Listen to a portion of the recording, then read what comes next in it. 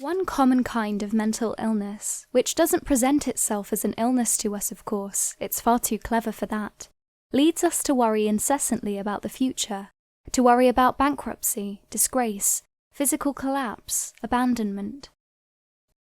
What is pernicious about this kind of worrying is that it picks up on genuine features of the here and now.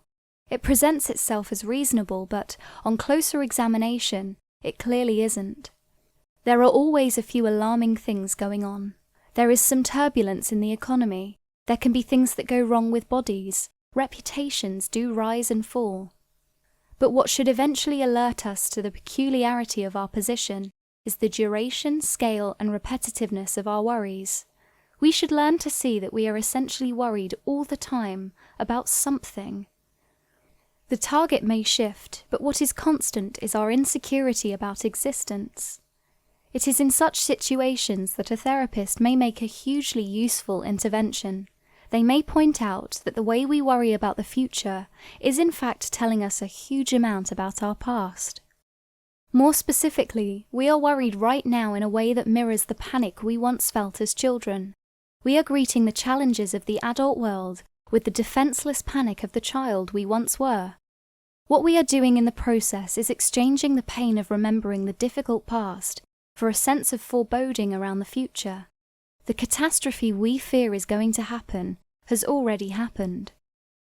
So sealed off are our memories. We project them forward, where they greet us as apprehensions of what is to come, rather than identifying themselves as legacies of the unmasterable past anxiety.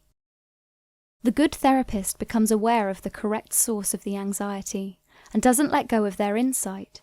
They will listen politely and generously to our description of our current panic. What will happen in our job? Have we studied enough?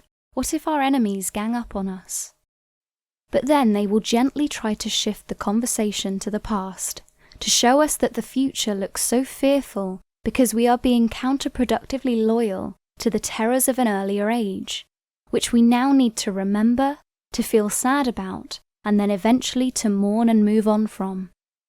We should be disloyal to those who brought us up in an atmosphere of fear in order to save what remains of life from always appearing doom-laden. We may be trying to stay close to them by continuing to panic alongside them, but we owe it to ourselves to break the cycle of worry and to make our future different from the past by remembering, localizing, and mourning what belonged to yesterday, even as it pretends to be about tomorrow.